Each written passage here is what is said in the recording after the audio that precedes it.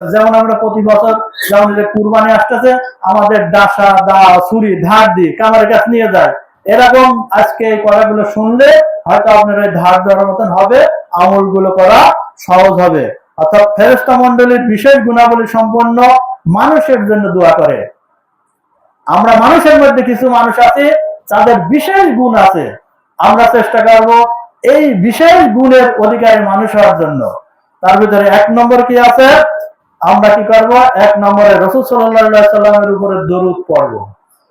এটা একদম সহজ কাজ, অনেকে করি কিন্তু অনেকে করি না, অনেকে কৃপণতা করি। আর দরুদ না পড়লে কি অনেকে কৃপণ, আমরা যা বুঝতে পারি যে আমরা আমাদের নবী হযরত মুহাম্মদ সাল্লাল্লাহু আলাইহি সাল্লামের নাম শুনলাম কিন্তু আমরা দরুদ পড়তেছি না। হাদিস আছে, সামিতু রাসূলুল্লাহ সাল্লাল্লাহু আলাইহি ওয়াসাল্লাম ইয়াকতুবু ইয়াকুলু মান সাল্লা আলাইয়া সালাতান লাম তাজিল মালায়েকাতু তুসাল্লি আলাইহি। অর্থাৎ কেউ যদি কারো মানে রাসূলুল্লাহ সাল্লাল্লাহু আলাইহি সাল্লামের উপরে দরুদ পড়ে, সালাত পড়ে, অর্থাৎ দরুদ সাল্লাল্লাহু আলাইহি সাল্লাম বা যে কোনো দরুদ, আল্লাহুম্মা সাল্লি আলাইহি আল্লাহুম্মা বারিক আলাইহি, এটা পড়ে, তাহলে ফেরেশতারাও তার উপরে দরুদ পড়ে। সুবহানাল্লাহ। তাহলে আমাদের আমরা এই যে আমরা তো পড়বই, পড়তেছি, এবং আমার সাপোর্টে আমরা দেখবেন যে অনেকেই কারোর মারার জন্য যখন একজন পারে না, কয়জন যায়, 3-4 জন যায়, 5-6 জন যায়, বা যখন হাত দিয়ে পারে না সেখানে অস্ত্র ব্যবহার করে, দাও পুরো যা যা আছে অস্ত্র ব্যবহার, না পারলে আরো কঠিন অস্ত্র ব্যবহার করে তাকে শাসন করার জন্য, মারণ করার জন্য। যেহেতু আমরা জাহান্নামকে শাসন করব, আমরা তো নিজে আমল করবই, এবং এমন আমল করব যে আমল জাহান্নামকে শাসন করার জন্য ফেরেশতা আমার পাশে থাকবে। তাহলে ভালো না? অবশ্যই ভালো। তাহলে আমরা কি করব, মাঝে মাঝে আমাদের নবী, মাঝে মাঝে না, আমাদের নবী হযরত মুহাম্মদ সাল্লাল্লাহু আলাইহি সাল্লামের নাম যে সময় সম্ভব সেই সময় আমরা দরুদ পড়ব। একদম না পারলেও সাল্লাল্লাহু আলাইহি সাল্লাম পড়ব। আর যে এই শেষে বলা হয়েছে ফাল ইউকবিল আব্দুল মিন যালিক আও ইয়াকসুর, অতএব তোমরা যে দরুদ পড়াটা কেউ যদি ইচ্ছা করো সেটা বেশিও করতে পারো, আর যদি কারোর মন চাও সেটা কমও করতে পারো। কলিল একজন কাসির করতে পারে, একজন কমও করতে পারে, সেটা তার স্বাধীন। কিন্তু আমি যদি বেশি করি তাহলে ফেরেশতা আমার জন্য দোয়া করবে। এটা হচ্ছে ইবনে মাজাহ 907 নম্বর হাদিস। আরেকটা হাদিস আছে, যে ব্যক্তি রাসূল সাল্লাল্লাহু আলাইহি সাল্লামের উপরে একবার দরুদ পড়বে, মান সাল্লা সালাতান সাল্লা আলাইহি সাল্লাল্লাহু আলাইহি সাল্লাম মালায়েকাতু 70 বার দরুদ পড়বে। অতএব তোমাদের মধ্যে যার ইচ্ছা সে দরুদ বেশি বেশি পড়বে, আর যার ইচ্ছা কম করবে। হাদিসের সাথে আছে, এই হাদিসটা আছে মুসনাদে আহমদে 6605 নম্বর হাদিস। তাহলে আমরা বুঝতে পারলাম কি, যে আমরা সার্বক্ষণিক ভাবে যে সময় আমাদের নবীর নাম শুনবো, হযরত মুহাম্মদ সাল্লাল্লাহু আলাইহি সাল্লাম শোনার সাথে সাথে অন্তত পক্ষে সাল্লাল্লাহু আলাইহি সাল্লাম বলবো। আরো বললে পারো, যে যত পারে বলতে, বড় দরুদ পারলে বলতে পারবো। কিন্তু এখানে একটা কথা আমরা বিশেষ করে বলবো, আমাদের নবী নাম শুনে এখানে বলা হয়েছে 70 বার দরুদ পড়ার জন্য। কিন্তু এই জায়গাটা অনেকেই একটা প্রতি খুতবায়, অন্য হানাফি মাযহাবের মসজিদেও হয়, আর আমাদের সহিহ আকীদা সালাফি মসজিদগুলোতেও খুতবা শেষ খুতবায় ওই একটা পড়ে, ইন্নাল্লাহা ওয়া মালাইকাতুহু ইউসাল্লুনা আলান নবী ইয়া আইয়ুহাল্লাযিনা আমানু সাল্লু আলাইহি ওয়া সাল্লিমু তাসলিমা। এই যে এখানে বলা হয়েছে দরুদ পড়ার জন্য, সালাত পড়ার জন্য বলা হয়েছে, কিন্তু আমরা এই সালাত আর দরুদ নিয়ে চলে আসলাম মিলাদে। এখানে তো বললো না যে একবার দরুদ পড়বে ফেরেশতা, যে একবার মিলাদ পড়বে ফেরেশতা তার জন্য 70 বার মিলাদ পড়বে, একথা বলেছে। কিন্তু আমরা দেখেন কিভাবে ওই জায়গাতে কাটছাট করে আমাদের মধ্যে মিলাদ আবিষ্কার করেছি। আমরা এর থেকে বাঁচে রাসূল সাল্লাল্লাহু আলাইহি সাল্লাম যে নির্দেশ দিয়েছে আমিরের মাধ্যমে বা অন্য হাদিসের আরো মাধ্যমে, অনেক হাদিস আছে, তার ভিতরে প্রসিদ্ধ দুটো হাদিস বলা হলো। আমরা চেষ্টা করব আমাদের বাস্তব জীবনে আমরা যতদিন জীবন অতিবাহিত করব, আমাদের নবী হযরত মুহাম্মদ সাল্লাল্লাহু আলাইহি সাল্লামের নাম শোনার সাথে সাথে আমরা কোন রকম কার্পণ্যতা না করে বেশি বেশি দরুদ পড়ব ইনশাআল্লাহ। আল্লাহ পাক আমাদের সবাইকে আমাদের নবী হযরত মুহাম্মদ সাল্লাল্লাহু আলাইহি সাল্লামের নাম শুনে সঙ্গে সঙ্গে দরুদ পড়ার তৌফিক দান করুন, সবাই বলি আমিন। এটা শুনলাম 1 নম্বর। 2 নম্বর হচ্ছে আরো সহজ, ওযু অবস্থায় ঘুমন্ত ব্যক্তির জন্য। আপনি যদি ওযু অবস্থায় ঘুমান আপনার পাশে ফেরেশতা নিয়োজিত থাকবে, সে আপনার জন্য সার্বক্ষণিক দোয়া করতে থাকবে। খালি তাই না, আর ঘুম আসলে তো নড়াচড়া করবেন, একাত সেকাত ভয় লাগবে, সে সময় কি করবে, বলবে যে এই ব্যক্তি ওযু অবস্থায় শুয়েছে, আল্লাহ একটু ক্ষমা করে দেন। তাহলে আমাদের জন্য লাভ। তাহলে এই কাজটা কিন্তু আমরা বেশিরভাগই খুবই গাফিলতি করি। কিভাবে? অনেকে পিশাব পায়খানা করে ওযু করে আসলে ঈশা সালাত পড়লো, আলহামদুলিল্লাহ, এরপর পরে আবার শোয়ার আগে যে বাথরুম করে, পিশাব স্থানে যায় আসে, এরপর আর গাফিলতি করে ওযু করতে চায় না ম্যাক্সিমাম লোক। কি করতে চায় না, অনেকে এর পাশে দেখা যাচ্ছে যে ঘুম হয় না দিলে ঘুমের ওষুধ খাচ্ছে, আরো মেলা কিছু করতেছে। কিন্তু এই যে ওযু করলে শারীরিক ভাবে উন্নতি, হাত মুখ ধুলে, ঠান্ডা হলে, মনের প্রশান্তি হলে, এর পাশাপাশি যদি আরো 2 কাপ সালাদ করে এবার আপনি বিছানায় যান, তাহলে আপনার জন্য যে উপকার, ঘুম সহজ, স্বাস্থ্যগত সহজে উপকার, সে তার থেকে আপনি বঞ্চিত হচ্ছেন। কিন্তু সবাই বেশিরভাগ লোকই আপনি দেখবেন বা আপনি নিজে মিলিয়ে দেখবেন এই কাজটা করে, শোয়ার আগে ওযু করতে চায় না। আর যদি এটা শীতকাল হয় তো বলাই লাগবে না, তো ধারের কাছেও যাবে না, কোন রকম এরকম পানি শুয়ে এরকম ই করে ওযু করে হয়তো খরচ কাজটা সারেছে, কিন্তু শোয়ার আগে আরেকবার যে ওযু করতে হবে জানা সত্ত্বেও করতে চায় না। করে না বলে কি হয়, তার পাশে থাকা একজন ফেরেশতা যখন আল্লাহুম্মা গফিরলি আবদিকা ফাইন্নাহু তাওয়াবুত তাইব, হে আল্লাহ একে ক্ষমা করুন, কারণ সে ওযু অবস্থায় শুয়েছে। তা আপনি কেন ওযু অবস্থায় শোবেন না? অবশ্যই শোবেন, আমল করেন, মানে এমনি তো ফেরেশতা দোয়া করবেনই, আরো রাত্রি যদি আপনি মারা যান তার জন্য তো আলাদা বেনিফিট পাবে। তার পাশে ফেরেশতা আপনার জন্য মজবুত হিসাবে একদম কি বলবো নিরাপত্তার ছায়া দিয়ে নিয়ন্ত্রণ করে রাখবে। এবং প্রথম নিরাপত্তা হচ্ছে সে নড়ার সাথে সাথে নড়ে উঠবে, এখন বলবে যে আল্লাহকে ক্ষমা করে দেয়। একদম ফেরেশতা যদি আপনার জন্য এই দোয়া করে, আর সেই দোয়াটা কার্যকরী হওয়া কত সহজ, কিন্তু আমরা এই কাজটা করি না। এই সম্পর্কে আরো অনেক হাদিস আছে, আমি বললে আমার যে বিষয়গুলো সবগুলো বিষয় আমি বলে শেষ করতে পারবো না, আপনাদের জানা বিষয়গুলো আপনি উপস্থাপন করতে পারবো না, এই জন্য সংক্ষেপে বলে যাবো। এই যে সহজে বলবেন এবং আপনার ব্যক্তিগত জীবনে আপনার অধীনস্থ যারা আছে তাদের সবাইকে পারতে পক্ষে একদম চেষ্টা করবেন নিজে শোয়ার আগে ওযু করে শোবেন, পারলে আরো 2 কাপ সালাত আদায় করে শোবেন, এবং পরিবারের অন্যদেরকে বলবা এবার তোমরা ওযু করে ঘুমাতে যাও।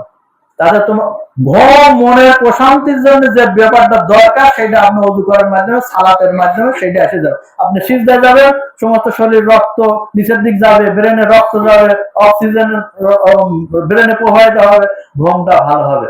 অনেকে দেখা যায় ওই 2 কাপ সালাত পড়তে পরে সূরা মুলক পড়বি বা ই করবে, এটা সবাই পাচ্ছে না, ঘুম এসে যাচ্ছে। এত তাড়াতাড়ি আপনি উপকার হবে ইনশাআল্লাহ, আপনার আর ঘুমের ওষুধ খাওয়া লাগবে না। চেষ্টা করবেন এই আমলটা করার জন্য।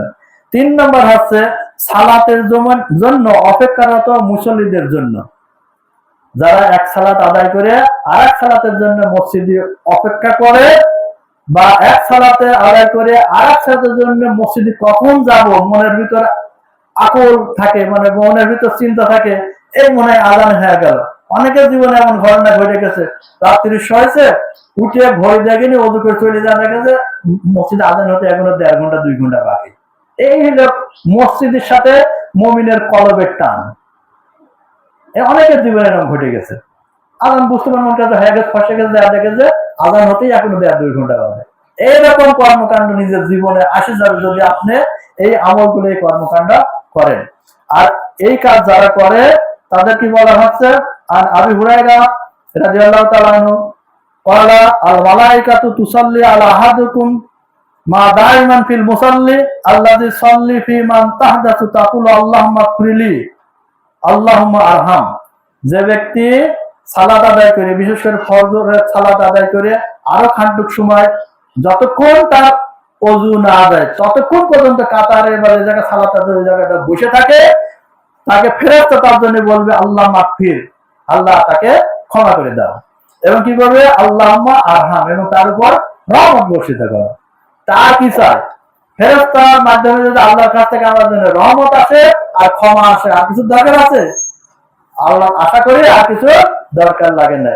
এই জন্যই আমরা মসজিদে সালাত শেষে কি আসসালামু আলাইকুম ওয়া রাহমাতুল্লাহ, আসসালামু আলাইকুম ওয়া রাহমাতুল্লাহ, আল্লাহুম্মা সাল্লাম মিনকা সালাম বিরাহমাতিকা ইয়া আরহামার রাহিম, শেষ। এই যে এই কাজ নেই, এই কাজ অনেক মসজিদে আছে, এই কাজ করবেন না। এই কাজ করতে বলা হয়নি, বলা হয়েছে কি সালাত শেষ জিকির করো। জিকির কি পর্যাপ্ত জিকির আছে, এবং যে জিকির গুলো আমাদের নবী হযরত সাল্লাল্লাহু আলাইহি সাল্লাম ফরজ সালাতের পর করেছে সেগুলো শেখেন। এই দেখেন ওয়ালে লেখা আছে, মুখস্থ করেন, নিজে পড়েন। একদম কিছু পারেন না, আপনি কি পারেন? সুবহানাল্লাহ তো পারেন, আলহামদুলিল্লাহ তো পারেন, আল্লাহু আকবার পারেন। এইটা আপনি বিনা হিসাবে পড়েন, 33 ভাবে পড়বেন তো, তার না পারলে আরো বিনা হিসাবে পড়েন, যতক্ষণ পর্যন্ত সূর্য না ওঠে, এমনকি যতক্ষণ পর্যন্ত আপনার ওযু থাকে ততক্ষণ পর্যন্ত আপনি পড়েন। তাহলে আপনার জন্য ফেরেশতা দোয়া করবে এবং বলবে যে একে ক্ষমা করো এবং রহমত দাও, বরকত দাও। তাহলে আমরা যদি ফেরেশতার কাছে এই দোয়াটা পেতে চাই, তাহলে আমরা সালাত আদায় করে সঙ্গে সঙ্গে মসজিদ থেকে উঠে চলে যাব না, অন্তপক্ষে কিছুক্ষণ বসে দোয়াগুলো পড়বে। না পারলেও অন্তত আল্লাহু আকবার, আস্তাগফিরুল্লাহ, আল্লাহুম্মা সাল্লাম মিনকা সালাম, যে কয়েকটা দোয়া আছে না, তারপরে হচ্ছে আয়াতুল কুরসি। এই আয়াতুল কুরসির ব্যাপারে আপনারা সবাই জানেন, এর পড়া কি উপকারিতা সবাই জানেন, যে খালি জান্নাতে জাতি বাকি ওই মুসল্লির বাধা আছে কি মৃত্যু। মৃত্যু হয় না, তাই সে জান্নাতে জাতি পারতেছে না। এই জন্য আমরা মৃত্যুর জন্য তো প্রস্তুত আছি, প্রত্যেকে মৃত্যুবরণ করবই, তাহলে আমরা কেন এই আমলটা করবো না? সালাত শেষে সালাম ফিরানোর পরে অন্তত পক্ষে আয়াতুল কুরসি একবার পড়বো। অনেক ক্ষেত্রে অনেকে এই কাজ করে কি একই কাজে একই আয়াতুল কুরসি 3-4 কাজে ব্যবহার করে ফেলে, বুঝতে পারে না। অনেকে দেখবেন পরে নিজেই পড়ে, আবার এটা পুরো গাওটা মোছে, গাওটা হেফাজত করে। এই যে একটা জিনিস আপনার 1 টাকা এক কাজে ব্যয় করলেন, এটার জন্য আপনি ব্যয় করেন, তাহলে মৃত্যুর পর হলে সাথে সাথে জান্নাত, এটা আপনি কম পড়ে যাচ্ছে, এটা বোঝে না। এটা আপনার শরীরের জন্য যদি লাগে, তার জন্য আরেকবার পড়েন, তা পড়তে চান, ওই একটা দিন সব সারতে চায়। আমরা কিন্তু তা দেখেন, কিন্তু বাড়িতে ওষুধ খাওয়ার সময় গ্যাসের একটা, প্রেশারের একটা, ডায়াবেটিসের, যার যে কয়টা ডাক্তার লাগেছে সব কয়টা প্রেসক্রিপশন দেখে 1500 রকম সব রকম খায়। কিন্তু আমলের সময় যেটা একটা করলে সব দিলে বুঝে গড়া বেশি করে চলে যাবে, সেটা করি। চেষ্টা করবেন না, চেষ্টা করেন মসজিদ থেকে বেরোবেন ইনকামের জন্য, ঠিক আছে, কিন্তু আপনার জন্য যাদের দরকার, শরীরের জন্য যদি আপনি বেশি মনে করেন যে আমার এই আমলটা বেশি দরকার, আয়াতুল কুরসি করে আপনি সেই আমলটা করে শরীর সুস্থ করেন, কিন্তু আপনার ওটাও তো দরকার যে আমি মরার সাথে সাথে শরীর যায় জান্নাতে যাবো আগে, এটাও তো টার্গেট থাকতে হবে। আরেকবার পড়েন, পড়তে চায় না অনেকে, এর থেকে সতর্ক হবেন এবং সালাত শেষে অপেক্ষা করে দোয়ার জিকির গুলো পড়বেন। অনেকে যে এখান থেকে বসে নামাজ সালাত করে বসে ভাই রাস্তায় একটু ঢুকতে হাঁটতে জাতি যদি টিভির দোকান, যদি চার দোকানের সামনে ইরান ইরাকের যুদ্ধ সংবাদ বেজে যায়, আর যদি বুমবাড়ি দেয়, সেখানে হা করে রয়েছে, কত সময় থাকে তার কোনো ঠিক নেই। খাওয়ার রক্ত চলে যাচ্ছে, নাস্তার রক্ত চলে যাচ্ছে, বাড়িতে খবর দিচ্ছে, কোন গেছে খুঁজে পাচ্ছে না, মোবাইলটা গেছে বাড়ি অনেকে মোবাইল করতে, তা খুঁজে পাচ্ছে না, কিন্তু মসজিদে বসে জিকির করতে চায় না। এর থেকে আমরা সতর্ক হবো ইনশাল্লাহ। 4 নম্বর, প্রথম কাতারের মুসলমানদের জন্য ফেরেশতা দোয়া করে। প্রথম কাতার বলেন, এই যে প্রথম কাতার, শুক্রবারে আমরা জুম্মার দিন প্রথমে মসজিদে ঢুকার যে পুরস্কারটা আছে, উট কুরবানি, ছাগল কুরবানি, গরু কুরবানি, মুরগি, এমনকি ডিম, এটা পর্যায়ে আছে উপস্থিতি। এবার যারা ও সারিয়ে যারা প্রথম কাতারে বয়েছে, এদের জন্য ফেরেশতারা দোয়া করে কি, কানা রাসূলুল্লাহ সাল্লাল্লাহু আলাইহি ওয়াসাল্লাম ইয়াকুলু ইন্নাল্লাহা ওয়া মালাইকাতুহু ইউসাল্লুনা আলা সাফফিল আউয়াল। সাফফিল আউয়াল প্রথম কাতার, এই আপনারা যারা পরে আসছেন, প্রথম কাতারে যারা এসে বসে গেছে, তাদের জন্য ফেরেশতা অলরেডি দোয়া করা শুরু করে দিয়েছে, কিন্তু আপনারা পরে আছে দোয়া পাচ্ছেন না। চিন্তা করেন না, আপনাদের জন্য দোয়ার ব্যবস্থা আছে, সেটাও পাবেন, কিন্তু প্রথম কাতারের দোয়াটা আপনি পাবেন না। প্রথম কাতারে উপস্থিত হয়ে যে ফেরেশতা আপনাদের দোয়া করবে, তার থেকে বঞ্চিত হবেন, এটা সুযোগ নেবেন। অনেকে এই ব্যাপারে যারা আগে যাওয়ার মানে আগে যাবি বা আজান দিবি, এর জন্য কিটা আগে যা মাওয়াতের কাছে জাতি পড়ে, এমনি মানে আমাদের দেশে তো মুয়াজ্জিন নির্ধারিত, ওই আজান দেবে দায়সারা, কিন্তু তা না। কিটা আগে যে আদান দিবে এর দিয়েও প্রতিযোগিতা হয়। একজনের কাছে চাবি থাকে, চাবি থাকিয়ে খুলে আবার তালা মারতে যে আবিধান দিলে আর একজন ঢুকে যায় মাইকে, যে মাইকে আগে যায় উপস্থিত হবে সেই আদান দিবি, সেই মজা দেওয়া হবে, সেই চেষ্টা করবে। কিন্তু আমরা ও একজন আছে এই পুরস্কারটা আমরা নিতে চাই না। আদান দেওয়ার যে আগে আদান দিলে যে একটা পুরস্কার আছে সেটা আমরা নিতে চাই না। কারণ আমি আসি তো অনেকেই আছে মানে একামতেরও পরে সূরা ফাতিহা পড়তে হবে সাথে থাকে, এই ধারণা নিমন করতে কোন রুকু পালি আমি রাখা পাচ্ছি, এই ধারণায় চলে গেছে। কারণ কি দীর্ঘদিন ওই আমলে তার ব্যস্ত, এত গাফলতি যে কোন রকম দায় সারা ভাবে একদম মুরগির ঠোকের মতন এক ঠোক দিয়ে চলে মসজিদে চলে আসা যায়। এইটা আবার যদি আসে মসজিদের ভিতরে বসতেই চায় না, বসলে এদিকে একজন ওদিকে একজন, শিয়াল জামো কয়েছে চলার সময় এদিক ওদিক চালাকি চতুর করে, ওই রকম চালাকি চতুর করে দেয়। কিভাবে তাড়াতাড়ি ইমাম এখনো শেষ করতেছে না, ঘড়ির দিক তাকাচ্ছে, হয়ে গেছে বারে বারে, এখনো সময় হচ্ছে না। তার মনে হয় ইমাম যদি একটু বোঝে যে হচ্ছে সময় শেষ হয়ে গেছে, খালি মুসল্লির দিক খেয়াল করলেই যথেষ্ট। কারণ মুসল্লি ইমামের কথা শুনুক আর না থাকুক, খালি ঘরের দিক তাকাবে আর হচ্ছে ইমামের দিকে একবার তাকাবে, সময় হয়ে গেছে এখন এই কথা খেয়াল করতেছে না।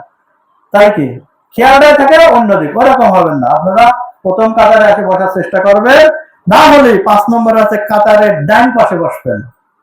প্রথম কাতারে বসেন পারেননি ভালো, এবার যদি পরে আসেন দ্বিতীয় তৃতীয় কাতার বাজেন চেষ্টা করবেন কি ডান পাশে বসার জন্য, ইমামের বাম পাশে অর্থাৎ আপনার ডানে বসার জন্য চেষ্টা করবেন। আয়েশা রাদিয়াল্লাহু তাআলা আনহা হতে বর্ণিত ক্বালাত ক্বালা রাসূলুল্লাহ সাল্লাল্লাহু আলাইহি ওয়াসাল্লাম ইন্নাল্লাহা ওয়া মালাইকাতাহু ইউসাল্লুনা আলা মা ইয়ামিনিস সুফুফ, যারা কাতারের ডান পাশে বসবে তাদের জন্য ফেরেশতা এই যে দোয়া করবে, ইন্নাল্লাহা ওয়া মালাইকাতাহু, তাদের জন্য দরুদ পড়বে অর্থাৎ দোয়া করবে।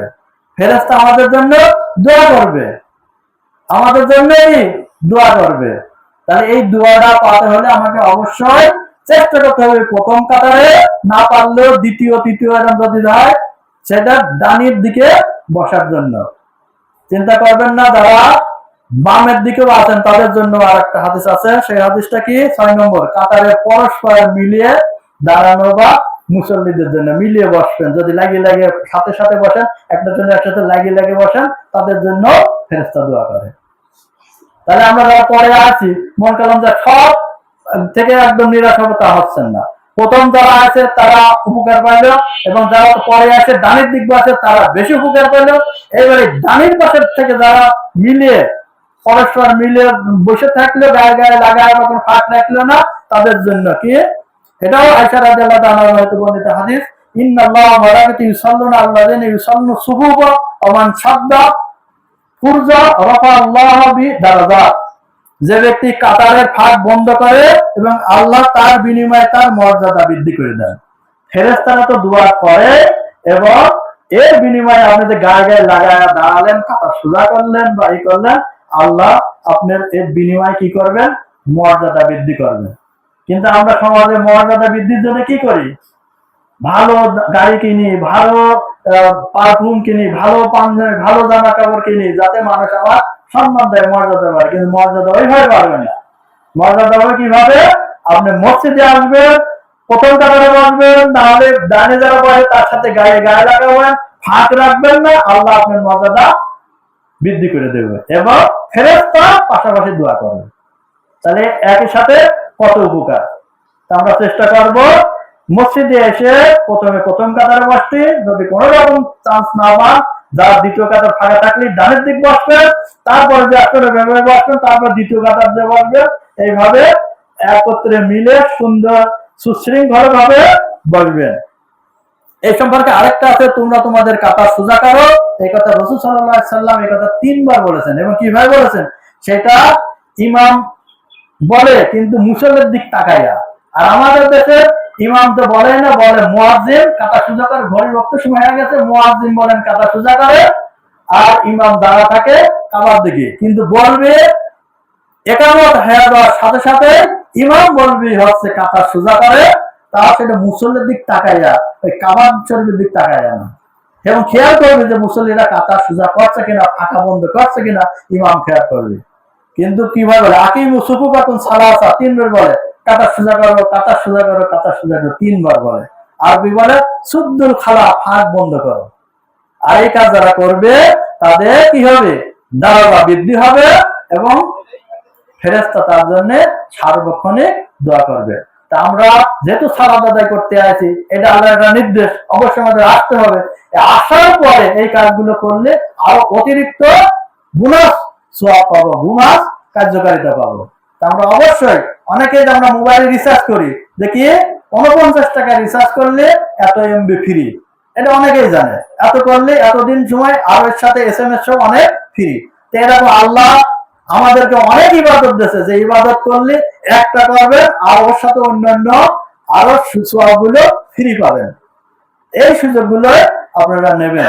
আর এইগুলো যদি আপনার নিজে নেওয়ার আগ্রহ থাকে, তাহলে আপনার ইমানদারিত্ব দিন মানে বুঝে আরো পালন করা, আমল করার আগ্রহ আরো বেড়ে যাবে। আল্লাহ যেন আমাদেরকে যথাযথভাবে দিন ইসলাম বুঝে, যেভাবে আমাদের নবী মুহাম্মদ সাল্লাল্লাহু আলাইহি ওয়াসাল্লাম আমাদের কাছে তার সাহাবীদের কাছে পৌঁছাইছে, ওইভাবে সালফে সালিহিনদের মতো যাতে আমরা আমল করতে পারি, সেই তৌফিক আল্লাহ আমাদের সবাইকে দান করে। সবাই বলে আমিন।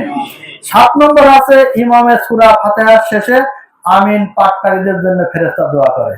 এটা আমরা সবাই জানি। বিশেষ করে যারা আহলুল হাদিস পরিবার, যারা আহলে হাদিস জীবন যাপন করে, তারা তো এটা সবাই জানে। এবং অনেকেই দেখেন আপনাদের পাশের এই মসজিদে আসার সময়, যেন আমাদের মুসল্লি ভাইরা আসার সময় এর আগে একদিন এই পাশের মসজিদে সালাত আদায় করেছে, জিজ্ঞেস করেছে যে আহলে হাদিস মসজিদে আছে চেনেন নাকি? তারা তো চেনেন, হতভম্ব। তার পাশের একজন বলতেছে যারা যে এরম করে আমিন করে তারা নাকি? সে বলেছে হ্যাঁ।